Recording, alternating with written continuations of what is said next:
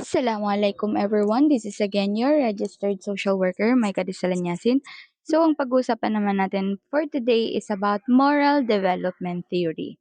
So, eto is kasali to sa HBSE. Basta makita nyo na about theories, personality, deviance, anything else na according sa human behavior, diretso na yun siya HBSE. Kasi ang meaning ng HBSE is human behavior and social environment. So, ano nga ba ang moral development theory? So, isa to sa mga theories ha. Tandaan nyo to kasi lumabas to sa board exam, specifically yung mga stages niya. So, without further ado, let's now proceed sa ating first na slide. Dito sa moral development, ang key thinker niya is si Lawrence Kohlberg. So, kapag nakita nyo si Lawrence Kohlberg, tandaan niyo yung spelling niya kasi minsan lumalabas din yung mga spelling sa board exam, pinapapili kayo ng mga names and then biglang iibahin yung name. For example, si Lawrence, pwede namang yung W, etong W dito, ilagay nila U. Pwedeng ganyan yung gawin nila or yung E, pwedeng gawin nilang I. So, baka sabihin nyo, Lawrence Kohlberg or yung H, baliktarin nila, ilagay nila dito. So, pwede yon kasi hindi naman mag-iiba yung name, pero yung spelling pa din yung magma-matter. So, kapag may na-encounter kayong mga ganyan, kailangan at least alam nyo yung name nila, alam nyo yung saying or pag sinabi nyo yung name nila, magme-make sense. Ako kasi ginagawa ko kapag sa mga names na ganyan, for example, Lawrence Kohlberg. Ang ginagawa ko, tinatandaan ko Law, and then Renz, and then Kuhl. Parang binabasa ko siya na parang pang-Greek yung babasahin mo lahat yung term or yung word para hindi mo makalimutan. So, Law, Renz, Kuhl, Berg. So, parang ganon. So, kayo na, depende na sa inyo kung ano yung technique nyo, basta yan. So, according kay Lawrence, pinropose niya na yung moral reasoning daw is dinedevelop niya gradually, paunti-unti, yung per stages. So, mapapansin nyo sa level 1, level 2, level 3, by level, meron niyang tigda-dalawang stages. So, gradually niya dinedevelop kasi pagkabata, adolescence to adulthood. So, basta maintindihan nyo din yung explanation ko later on kasi makikita din naman natin yan. So, as individual mature, kapag daw nag-mature na yung isang tao, they become or nagiging capable sila na making increasingly complex ethical decision. So, habang tumatanda daw or nagmamature yung isang tao, mas nagme-make sense sa kanila or mas nakakagawa sila ng mga ethical decisions. Ethical decisions is yan yung sinasabi natin na mas pinag-iisipan nila yung mga bagay-bagay kasi nga, nagmamature na sila. So, yung theory is nagfo-focus siya sa kung how people think or paano ba nag-iisip yung isang tao about moral issues rather than kesa whether their decisions are right or wrong. Hindi lang niya tinitingnan yung moral development theory, hindi lang niya tinitingnan kung tama ba yung ginawa ng isang tao or mali ba siya. No.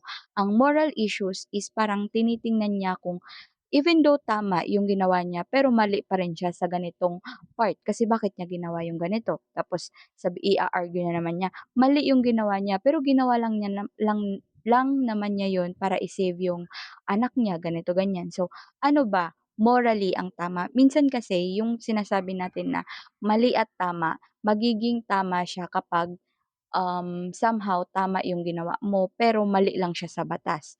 Yung mali, magiging mali siya kahit tama yung ginawa mo kapag mali siya sa batas. So, parang ganon. Parang depende pa din siya sa situation. Yun yung pinaglalaban ng moral reasoning. Hindi natin masasabi na tama yung isa at mali yung isa kapag may explanation siya morally. So, yun yung pinaglalaban ni Lawrence Kohlberg. So, dito naman tayo sa 3 levels of moral development. Ito na yung sinasabi ko sa inyo. Pinakaunang level is ito. Tandaan nyo yung pre-conventional morality. Pag unang-una pa lang pre-conventional, conventional, post-conventional. Pero hindi muna natin pag-uusapan yun. Focus muna tayo dito sa level 1, which is pre. Tandaan nyo yung pre-conventional morality. Typical of young children, Usually talaga yung mga bata, yung parang mga bata yung way of pag-iisip nila, and moral decisions is base lang doon sa personal consequences na mare-receive nila. For example, etong sa stage one. Stage one, obedience, or kapag nakikinig sa'yo yung isang bata, parang mag-yes siya sa'yo, or punishment. Meaning, yan yung pinapunish mo siya kapag hindi niya sinunod yung sinabi mo. So, people, meaning ng people dyan is yung mga bata daw, sinusunod nila yung rules para maka-avoid sila ng punishment, or yung mga bata or yung mga tao is sinusunod nila yung rules para hindi sila mapunishmentan or para hindi sila mapagalitan. Example, yung bata daw is hindi siya nagnanakaw kasi natatakot siya na baka makulong siya, baka maputol yung kamay niya, or baka pagalitan siya, ganyan. Yun lang yung reason ng isang bata kung bakit ayaw niyang magnakaw. Yun ang obedience and punishment. Kumbaga, um, nag-yes siya sa isang bagay kasi hindi dahil gusto niya, kasi dahil ayaw niyang mapagalitan siya, or um, ayaw siya ng parents niya, parang mga gano'n. So, ayaw niya talaga ng punishment. Yun lang yung sa stage one. Stage two naman is individualization and exchange. So, people or yung tao daw dito or yung isang bata is nag-a-act siya according sa personal interest niya. Para mas magets niyo, punta tayo dito sa example. I will help you if you help me. Kumbaga dito sa individualization exchange, parang give and take siya. Parang sinabi mo na, okay, tutulungan kita kung tutulungan mo din ako. Sasamahan kita kung sasamahan mo din ako. So kung wala akong makukuha galing sa'yo, hindi din kita tutulungan.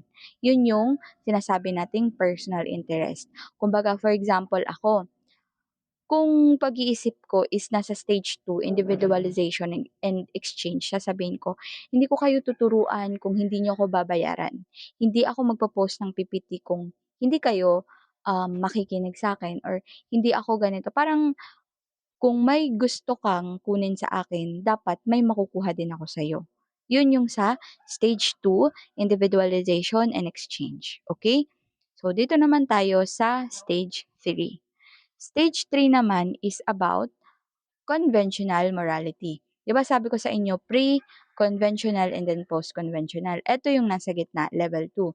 Conventional morality. Kung mapapansin nyo, natanggal na yung pre kasi conventional na siya. Common among adolescents. 'Di ba doon sa level one is for children. Ito is for adolescent na, yung mga like hindi naman adult pero mga teenager, ganyan.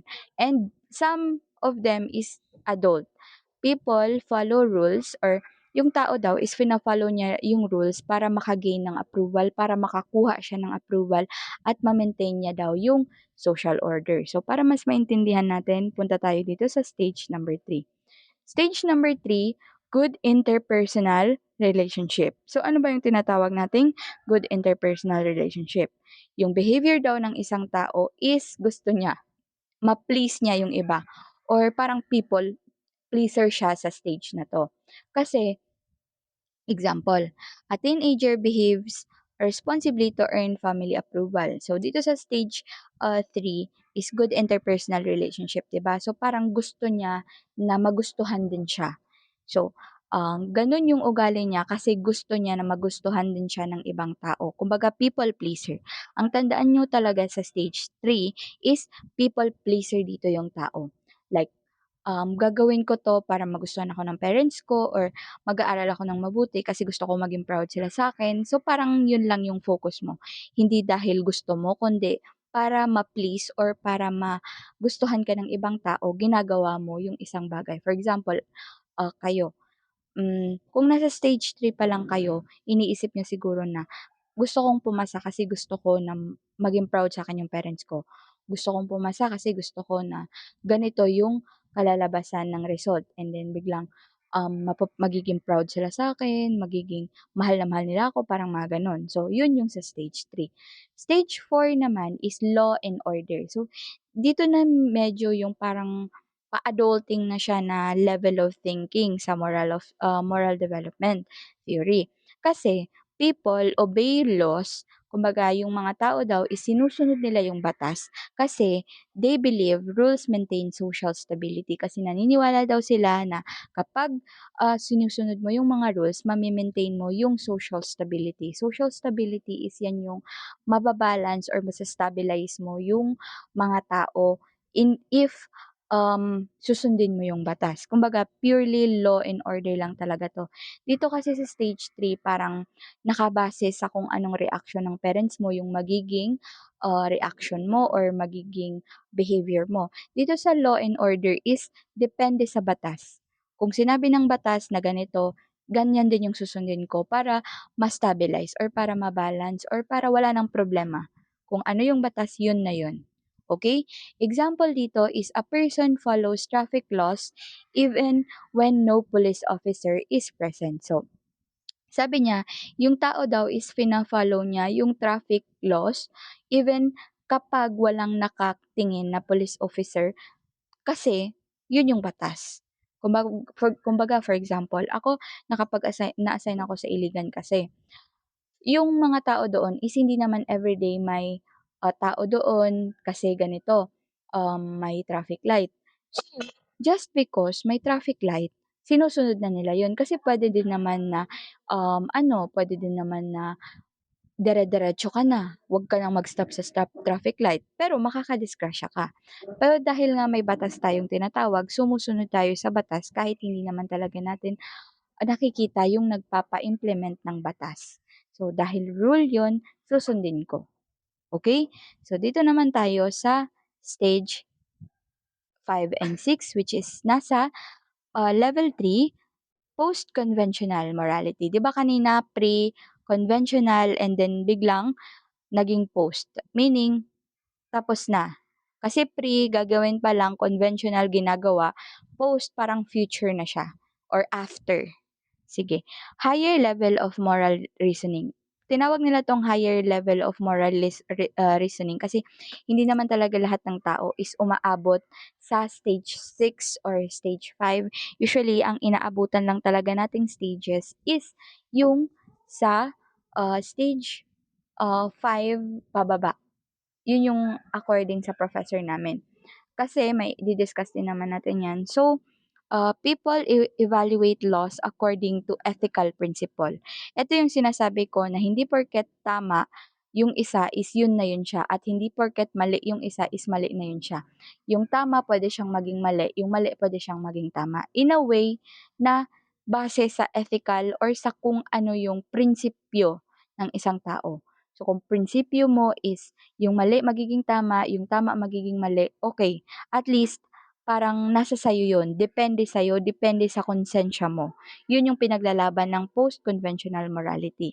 Stage number 5, social contract.